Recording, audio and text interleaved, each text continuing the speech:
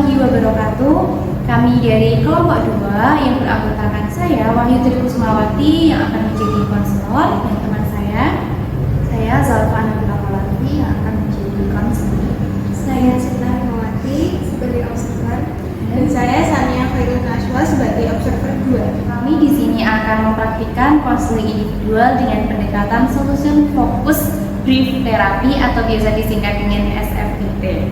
Dengan permasalahan Mbak Zalfa yaitu memiliki kecemasan terkait berhubungan atau berkomunikasi dengan orang baru. Tujuan dari dilaksanakannya konseling individual dengan pendekatan SFBT yaitu yang pertama mengubah persepsi dari individu dengan cara membingkai ulang ceritanya. Yang kedua, mengubah situasi yang bermasalah, dan yang terakhir yaitu menekankan dari kekuatan individu tersebut. Selamat menyaksikan.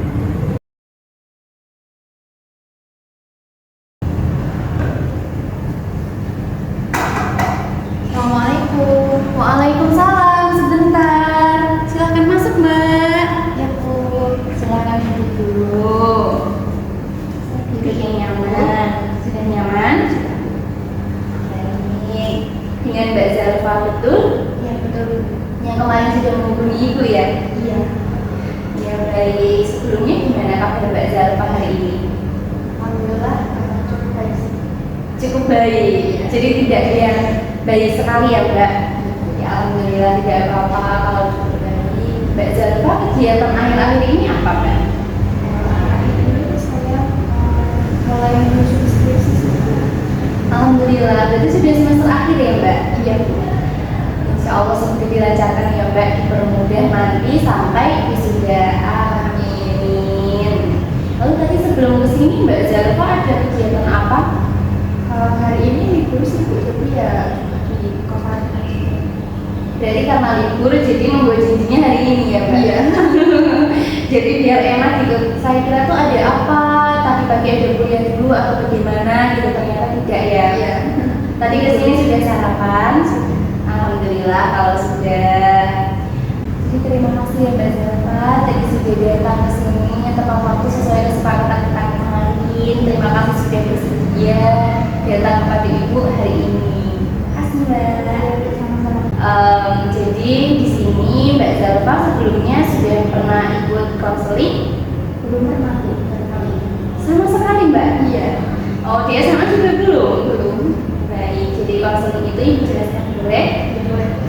Konseling itu adalah sebuah proses pemberian bantuan dari konselor yaitu Ibu kepada konseling yaitu Mbak Zalfa untuk penyelesaian sebuah masalah. Jadi nanti di dalam konseling itu tidak serta-merta nanti Ibu akan memberikan berbagai macam solusi Mbak, karena nanti solusi itu didapatkan dari Mbak Zalfa sendiri. Sudah paham? Ya Bu. Ada yang ditanyakan tidak Mbak? Belum Bu.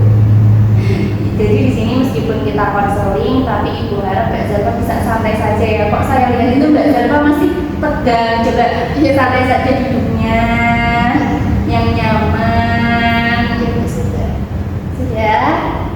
Jadi di sini Ibu akan menjelaskan bahwa di sini kan Ibu sebagai konselor dan Mbak Zalfa sebagai konseling. Nah, Ibu sebagai konselor di sini itu gunanya untuk apa? Gunanya untuk memfasilitasi Mbak Zalfa nanti dalam penyelesaian masalah. Jadi di dalam proses konseling ini nanti bukan Ibu yang akan memutuskan penyelesaian masalahnya seperti apa, tapi dari Mbak Zalfa sendiri. Nanti Mbak Zalfa bisa lebih tahu diri Mbak Zalfa sendiri, Mbak Zalfa bisa lebih tahu kondisinya, apa yang bisa dilakukan, apa yang tidak. Jadi Ibu harapkan nanti Mbak Zalfa bisa menemukan solusinya secara mandiri. Iya betul.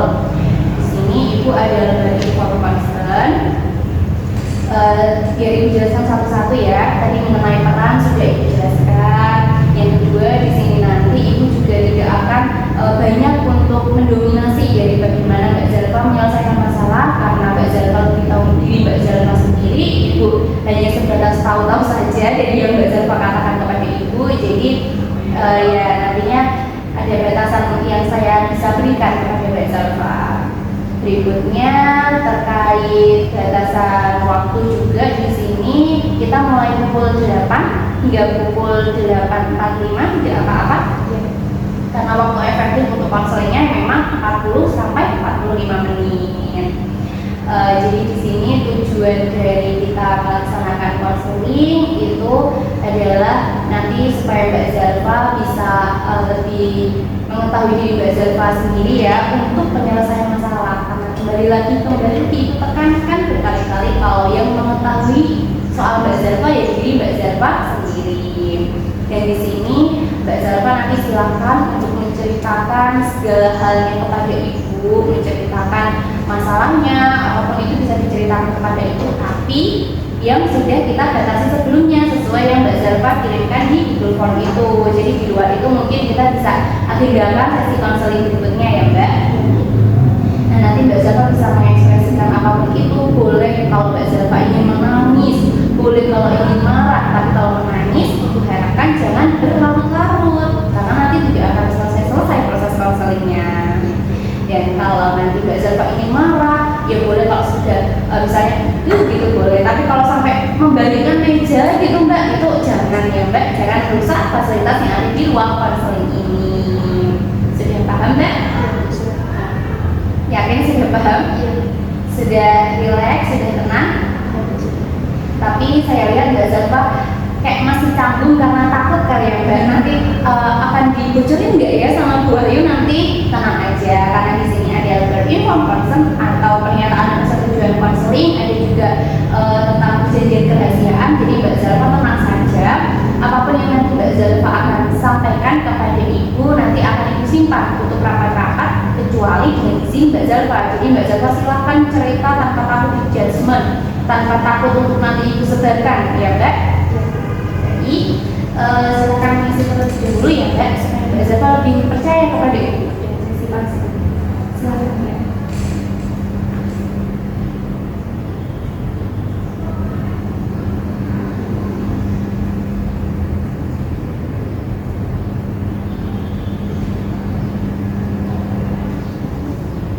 Terima kasih.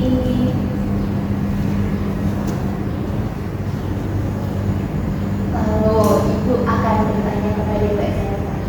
Sudah jelas belum nih Mbak? Iya. Jadi apa sih yang bikin Mbak Zalfa itu mau ketemu Ibu hari ini? Meskipun Ibu sudah tahu ya dari Google Form secara garis besarnya, tapi boleh nggak ceritain lagi ke Ibu? Iya. Saya mulai ya. Iya boleh. Jadi saya tuh punya masalah, saya tuh ngerasa saya tuh sulit untuk bergaul dengan orang lain. Saya sudah coba mendekati tapi masih sulit gitu. Saya juga takut kalau ketika saya ke SKSD itu mereka tidak suka dengan perilaku saya. Jadi saya apa ya? Saya memang orangnya itu pendiam. Jadi kalau tidak diajak ngobrol dulu gitu, ya saya diam aja gitu. Karena itu tadi kalau saya katakan perilaku duluan, nanti mereka gimana ya responnya? Jadi saya merasa kayak ya sepi, terus kayak lihat orang itu temennya banyak ya. Saya juga pengen kayak gitu, tapi susah. Itu sejak kapan Mbak Zalfa mengalami perasaan cemas ya berarti? Sejak kapan Mbak? Mulainya itu setelah COVID jadi kan nggak ada interaksi sama orang ya, jadi kayak mau mulai obrolan baru itu kan susah. Tapi selama ini Mbak Zalfa sudah mencoba misalnya saat Mbak Zalfa mengalami kecemasan itu untuk ngobrol dengan orang lain, Mbak Zalfa sudah mencoba apa sih? Biasanya kalau saya lihat dulu orang itu kayak bisa nggak ya diajak buat ngobrol. Kalau bisa ya saya memberanikan diri ngobrol kayak cuma sekedar nyapa nama atau apa gimana gitu. Tapi kalau misalnya orang itu kan kayaknya responnya nggak bagus, jadi mending saya diam aja. Jadi sudah mencoba untuk menyapa tapi melihat situasi dan kondisi dulu ya Mbak.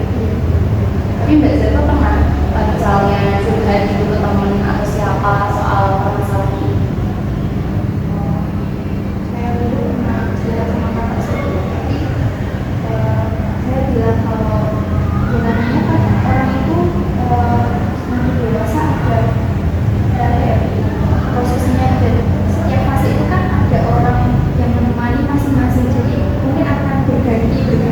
dan mungkin akan semakin sedikit itu hal yang wajar. Iya, betul yang dikatakan oleh Mbak Zulfa, betul juga yang dikatakan oleh kakaknya Mbak Zulfa ya. Jadi itu Mbak Zulfa berarti sudah sadar dengan masalah itu ya Mbak. Sudah sadar dengan masalah tersebut, itu sebuah hal yang baik juga untuk Mbak Zulfa, suatu langkah yang lebih maju karena Mbak Zulfa kan juga sudah mencoba mengatasi ya selama ini ya Mbak. Tapi ternyata masih gagal. Jadi Mbak Zulfa memutuskan untuk konseling dengan ibu itu adalah sebuah langkah yang besar menurut ibu untuk nantinya. Semoga setelah ini Mbak Zulfa bisa mengatasi kecemasan itu untuk berhubungan dengan orang lain. Baik, tadi kan Mbak Zulfa juga sudah mengatakan kepada ibu ya. Lalu Mbak Zulfa itu pernah tidak ada keinginan untuk aku nggak boleh nih cemas-cemas terus seperti ini. Ya, Lalu masih agak bingung sih mau kayak gimana ya biar bisa mengatasi rasa cemas. dengan Mbak Zulfa punya keinginan untuk berubah, itu ada perubahan-perubahan nggak Mbak?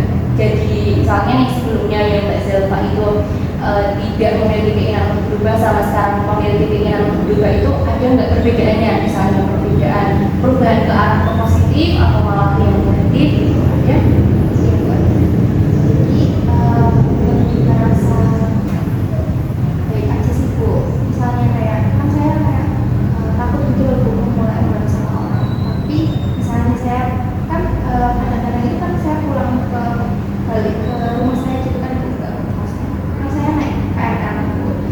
Misalnya ada kayak orang lagi mungkin orang tua atau punya anak kayak gitu, saya suka ngasih tempat untuk saya buat mereka. Jadi kan ya mungkin sedikit doang sih ngobrolnya kayak silahkan Bu kalau mau kayak gitu. Tapi itu menurut saya kayak lega gitu loh Bu, kayak bisa mengungkapkan apa yang saya inginkan dan terus respon mereka tuh ya Mbak makasih ya kayak gitu. Ya saya senang gitu. Itu sih Bu, ketika saya mencoba untuk memulai berubah. Insya Allah, berarti saat Mbak Zulfa sudah mencoba untuk melakukan perubahan, ada perubahannya ya, perubahan ke arah yang positif supaya tidak lagi merasakan cemas ketika berhubungan atau berkomunikasi dengan orang lain.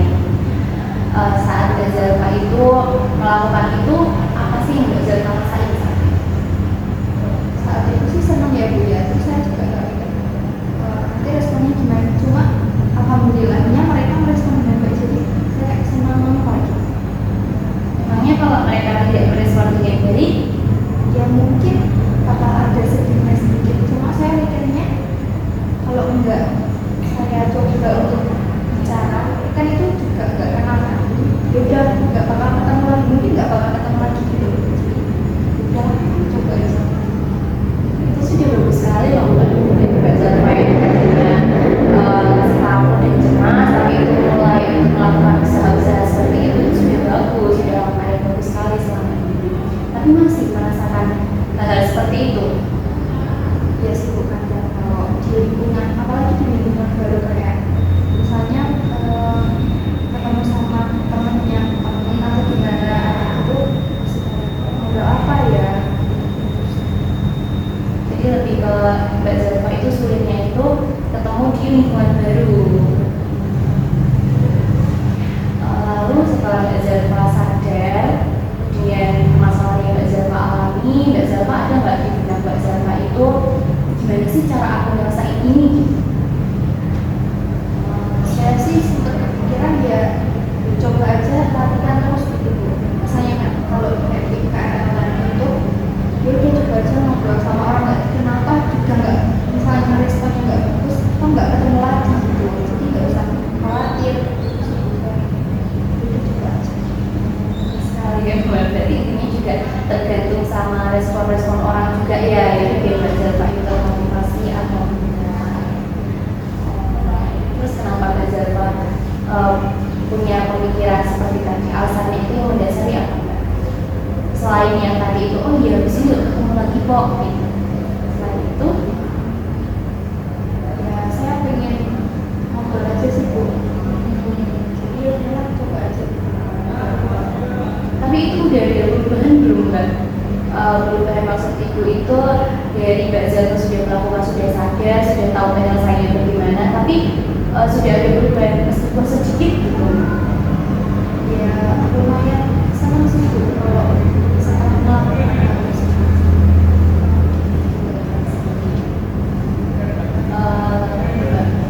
Misalnya kalau ibu bertanya kepada Mbak Zalfa dari skala 1 hingga 10, jika skala 1 itu permasalahan Mbak Zalfa tidak mengganggu kehidupan Mbak Zalfa, dan yang 10 itu sudah sangat amat mengganggu, kira-kira masalah Mbak Zalfa sudah sampai ke tahap berapa?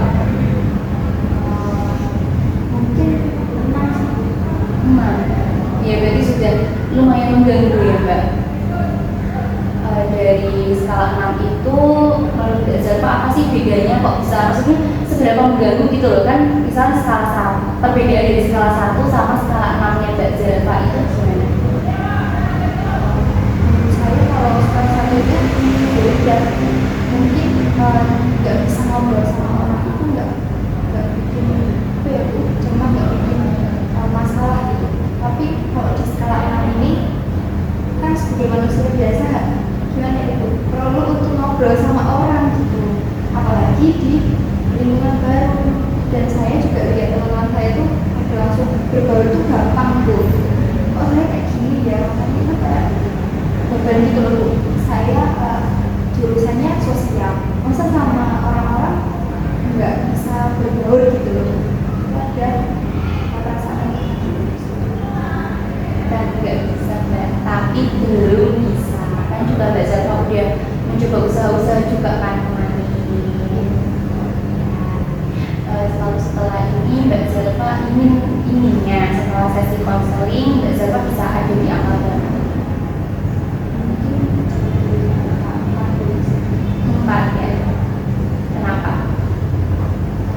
saya pengennya misalnya di akal itu ya lebih panjang kalau ngobrol sama orang. Karena mungkin di kesitu dulu sama rasa cemas kalau mau ngobrol sama orang itu bisa berkurang. Misalnya kayak gini itu saya juga ada rasa cemas, tapi saya pengen itu berkurang gitu. Jadi kata-kata yang saya keluarkan itu bisa tersusun. Lalu kira-kira dari skala 6 yang tadi sudah Mbak Zalfa sebutkan hingga ke skala 4 itu butuh waktu berapa lama? Mungkin 1 bulan. 1 bulan untuk itu ya, setelah sesi konseling terus usaha-usaha gitu ya Mbak. Ya, seperti itu. Kalau misalnya Mbak Zalfa udah di skala 4 itu Mbak Zalfa akan melakukan apa sih, atau apa yang Mbak Zalfa rasain gitu saat di skala 4? Mungkin di situ saya lebih tenang, tidak ada perasaan cemas. Terus saya mikirnya saya bisa bergaul sama orang banyak, terus teman-teman saya banyak, terus dimanapun tidak cuma kayak teman di kuliah gitu ya Bu, kayak misalnya tukang ojek lah atau petugas KRL itu bisa jadi teman saya gitu. Jadi inginnya Mbak Zalfa biar di skala 4 itu bisa lebih tenang gitu lah kalau kemana-mana gitu ya, bisa kenal sama orang. Ya semoga nanti apa yang diinginkan Mbak Zalfa bisa tercapai ya dari semua usaha-usaha yang tadi sudah dilakukan oleh Mbak Zalfa. Karena usaha-usaha itu sudah keren gitu loh menurut Ibu, kayak udah berusaha untuk mencoba ke orang baru, itu juga sudah bagus. Cuman mungkin Mbak Zalfa masih perlu ini loh, kepercayaan ke orangnya. Jadi kalau Mbak Zalfa nanti bertemu dengan temannya teman misal, dan Mbak Zalfa bisa tidak usah takut dengan bagaimana respon orang tersebut, karena kan respon orang itu kan di luar kendali kita. Jadi yang penting Mbak Zalfa sudah melakukan yang terbaik. Untuk terkait respon orangnya seperti apa itu sudah bukan ranahnya Mbak Zalfa. Dan juga Mbak Zalfa itu selama usaha-usaha terus ya insya Allah nanti bakal bisa. Semangat ya Mbak. Coba sekarang Ibu bertanya nih sama Mbak Zalfa, kita coba mengandai-andai ya Mbak, berimajinasi seperti itulah sederhananya. Misalnya Mbak Zalfa itu tiba-tiba sedang main nih bersama teman. Nah tiba-tiba di jalan kok temannya teman ini itu tiba-tiba ada yang mau ikut. Misalnya Mbak Zalfa dengan Mbak Sania misalnya. Lalu misalnya ada siapa misalnya ada namanya Sinta, itu nanti mau ikut. Nah kan Mbak Zalfa tuh pasti kalau sebelumnya rasanya aduh ini gimana. Nah kalau waktu itu tiba-tiba pas Mbak Zalfa mengajak ngobrol, mencoba untuk berinteraksi, lalu dia merespon positif, lalu Mbak Zalfa gimana, apa yang ada di benak Mbak Zalfa saat itu? Mungkin perasaan saat itu semudah terus yang kemudian nambah teman baru. Gitu ya, jadi senang ya. Lalu apa yang akan dilakukan oleh Mbak Zalfa gitu? Kalau saat itu Mungkin kalau di perjalanan ya coba ngobrol gitu, coba kenalan kan, beda kan nggak belum kenal kan sama temennya temen. Jadi mungkin berkenalan dulu terus topik yang umum gitu. apalagi ditambah dengan dia yang merespon baik, jadi Mbak Zalfa jadi makin bisa membuka diri Mbak Zalfa ya. Itu tanya sama kalau selama ini ya Mbak, selama ini Mbak Zalfa punya kecemasan seperti itu, pernah nggak Mbak Zalfa itu yang ketemu orang terus nggak merasa cemas gitu Mbak? Pernah sih Bu. Pernah. Waktu itu kenapa? Ada situasi apa saat itu? Itu kayaknya itu nyari sesuatu, kayaknya apa ya Bu, pas di kereta pokoknya bareng-bareng gitu ya, kan nggak tahu terus bareng-bareng terus jadi ngobrol gitu, dan orangnya itu ya macam baik, makanya saya bisa aja gitu, pas ngobrol nggak ada rasa takut cemas. Berarti Mbak Zalfa merasakan cemasnya itu tidak terlalu tinggi saat orang itu merespon dengan baik ya? Iya. Lalu Mbak, saat Mbak Zalfa itu tadi itu ada keajaiban itu loh yang ada, misalnya ada beberapa hal yang Mbak Zalfa itu nggak cemas, itu siapa aja sih yang tahu? Jauh ini nggak ada yang tahu sih. Jadi cuma diri Mbak Zalfa sendiri ya, karena di KRL itu. Iya. Oh gitu, baik. Jadi dari yang tadi sudah Mbak Zalfa sampaikan, ibu itu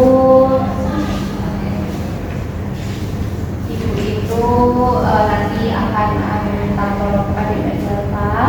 Jadi nanti ibu akan meminta bantuan kepada Mbak Zalfa selama beberapa hari ke depan itu Mbak Zalfa bisa melakukan usaha-usaha yang tadi sudah disampaikan oleh Mbak Zalfa. Ya meskipun sudah dilakukan, tapi mungkin kan bisa dilakukan kembali, atau mungkin Mbak Zalfa punya hal lain yang akan dilakukan Mbak. Misalnya selain itu gitu, karena itu kan biasa kok kemarin kayak nggak ada perubahan gitu, sekarang ada nggak yang ingin dilakukan biar kita bisa lakukan hari-hari ke depan nih? Mungkin saya coba ngobrol sama teman-teman pas dulu Bu, soalnya saya juga pernah. Berarti mau mencoba untuk ngobrol dengan teman-teman kos dulu ya. Nah, bagus sekali Mbak Zalfa bisa memutuskan sendiri ya. Jadi ibu harap nanti selama mungkin seminggu ke depan setiap hari Mbak Zalfa bisa mengisi lembar ini Mbak. Jadi ibu punya lembar ini, jadi setiap hari Mbak Zalfa bisa mengisi perasaan atau pikiran negatif apa yang hari itu Mbak Zalfa alami. Misalnya kok aduh pagi-pagi nih, aduh kok aku kok merasa takut ya nanti kalau mau mengajak teman makan di luar bersama misalnya, bisa ditulis. Terus Mbak Zalfa bisa nggak mengontrol? Kalau bisa, nanti bagaimana nih cara mengontrolnya? Atau latihan dulu ngomong di kaca, bisa. Terus nanti kejadian apa yang selalu diinginkan itu terus terjadi seterusnya. Nanti bisa diisi setiap hari selama mungkin seminggu ke depan Mbak. Saya perlu kan. Iya. Nanti mungkin kopiannya nanti ibu akan berikan ya. Ini satu dulu. Itu dari Mbak Zalfa. Tadi sudah ibu coba rangkum sedikit ya Mbak. Tadi kan Mbak Zalfa mengalami kecemasan dengan bagaimana cara berinteraksi dengan orang lain. Mbak Zalfa juga sejauh ini sudah bercerita kepada kakak ya yang sudah sering tahu. Lalu Mbak Zalfa juga sudah berusaha untuk mengobrol saat di KRL, karena oh iya kalau ngobrol di KRL itu nanti entah nanti responnya dia gimana, ya udah cuma ketemu sekali. Nah itu pemikiran itu bagus sekali Mbak. Jadi tidak menghambat Mbak Zalfa ke depannya kalau misalnya respon orang tersebut tidak baik. Lalu Mbak Zalfa juga setelah ini akan melakukan juga untuk ngobrol dengan teman-teman kelas terlebih dahulu. Sejauh ini Ibu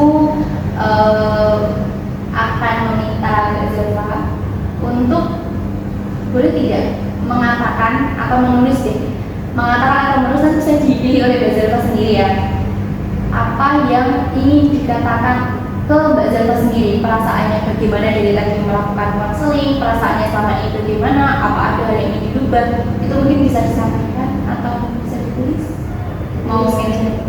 Mau lebih nyaman ditulis. Oke.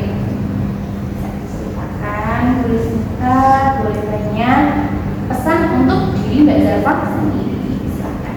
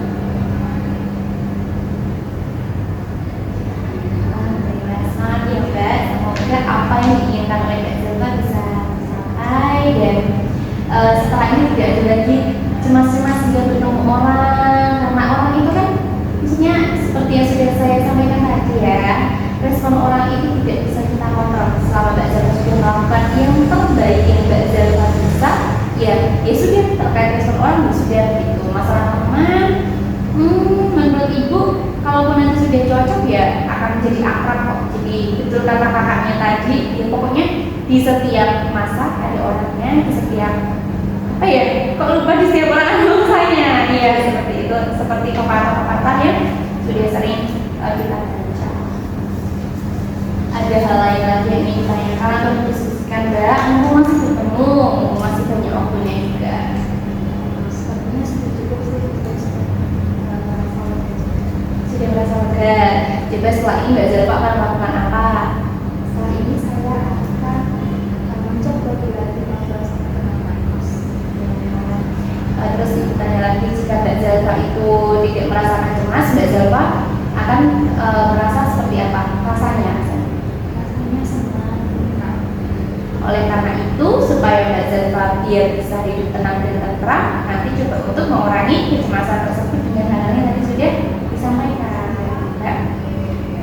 Jika sudah tidak ada lagi yang ingin didiskusikan, sepertinya juga waktunya mungkin meskipun masih sisa lumayan banyak, tapi jika sudah tidak ada yang didiskusikan, kita mendiskusikan apa?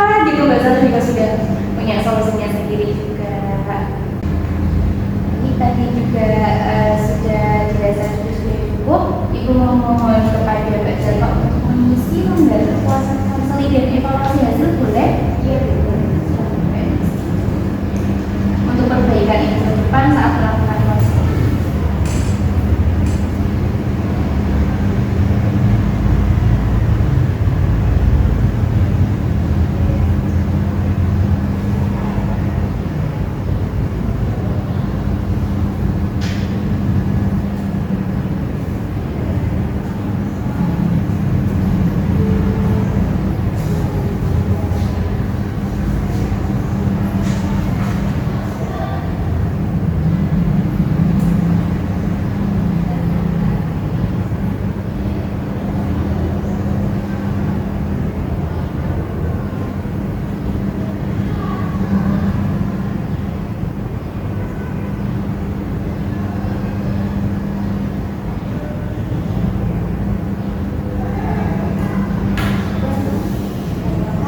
Mbak. Jadi Ibu berterima kasih kepada Mbak Zalfa yang sudah tidak ada Mbak. Nanti di akhir ya, AC-nya terlalu dingin mungkin ya Mbak. Enggak loh Bu, enak. Oh iya, dingin. Terima kasih atas tadi Mbak Zalfa sudah terbuka pada Ibu, sudah apa ya, sudah menceritakan, sudah mau memikirkan terkait solusinya apa. Terima kasih ya Mbak. Iya Bu, terima kasih juga dari sudah bersedia mendengarkan saya dan membantu saya menemukan solusi.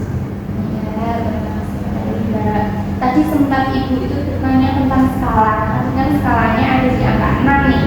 Sekarang apakah sudah berubah atau belum? Kalau belum tidak apa-apa. Mungkin sekarang lebih lega sih Bu, jadi 5,5 Bu. 5,5 ya, berkurang setengah. Iya tidak apa-apa. Kan nanti buat masuk ke 4 kan masih ada waktu sebulan ya kan Mbak? Ya, baik. Terima kasih. Lalu bisa diakhiri saja atau mungkin Mbak Zalfa butuh nanti ada konseling lanjutan minggu depan? Kalau mungkin ada konseling lanjutan saja melihat perkembangan yang itu ke sana. Untuk di jam dan waktu di jam dan hari yang sama ya Mbak? Iya Bu.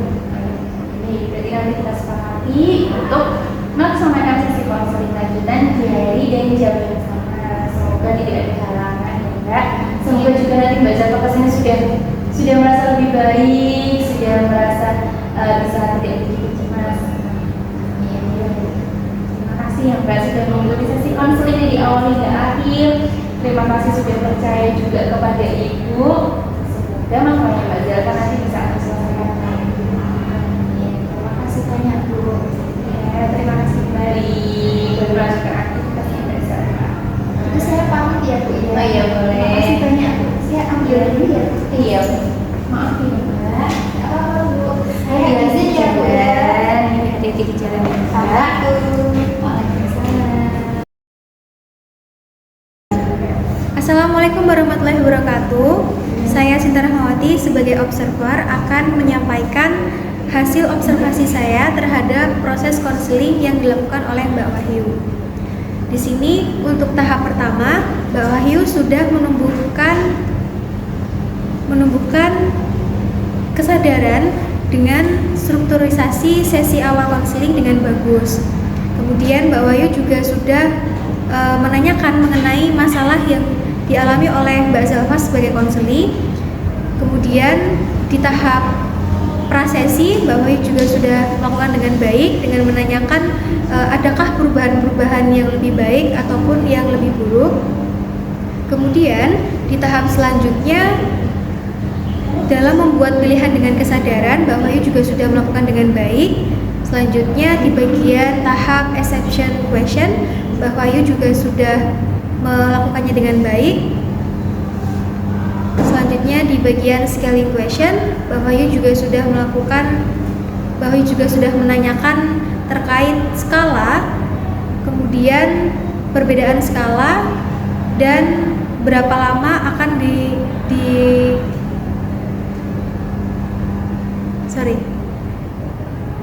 Kemudian pada tahap miracle question Mbak Wahyu juga sudah menanyakan tentang pertanyaan keajaiban. Kemudian pada penutup sesi Mbak Wahyu juga sudah menanyakan mengenai apa saja yang akan dibicarakan lagi, dan kemudian Mbak Wahyu juga memberikan dorongan kepada Mbak Zalfa sebagai konseli untuk melakukan rencana tindakannya. Sekian penyampaian hasil observasi dari saya. Terima kasih. Wassalamualaikum warahmatullahi wabarakatuh. Sekian praktikum konseling individual pendekatan SFBT dari kelompok 2. Mohon maaf apabila terdapat banyak kesalahan. Wabillahi taufiq wal hidayah. Wassalamualaikum warahmatullahi wabarakatuh.